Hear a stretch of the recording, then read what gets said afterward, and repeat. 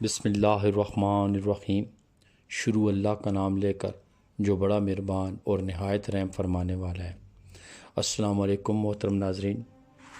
حضرت ابو ہریرہ رضی اللہ تعالیٰ عنہ سے روایت ہے کہ حضرت آدم علیہ السلام کی زمین پر پہلی خوراک گندم تھی۔ حضرت جبرائیل علیہ السلام گندم کے 7 دانے لائے۔ حضرت آدم علیہ السلام نے پوچھا یہ کیا ہے؟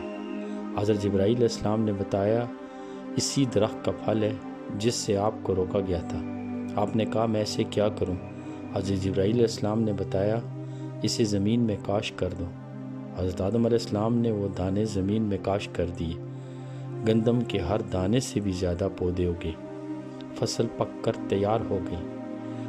آپ نے اسے کاٹا، صاف کیا، پھر زمین میں کاشت کر دیا، پھر اسے پیس کر آٹا بنایا، اسے گوندا اور اس سے روٹیاں بنائی، اور اسی طرح بڑی مشقت، کوشش اور تھکاوٹ کے بعد اسے کھایا۔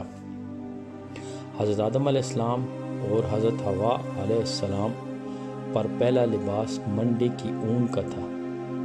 حضرت آدم علیہ السلام نے منڈے سے اون اتاری، اسے صاف کیا، پھر اس سے اپنے لیے ایک جبہ بنایا اور حضرت حوا کے لیے پورے جسم کو ڈھانپنے کے لیے ایک قبا اور سر ڈھانپنے کے لیے ایک چادر تیار کی۔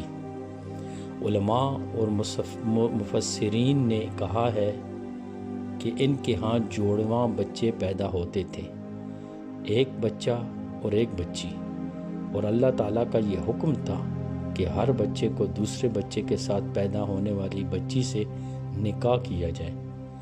یہ سلسلہ جاری رہا اور کسی بچے کے لیے اپنے ساتھ پیدا ہونے والی بہن سے نکاح کرنا جائز نہ تھا۔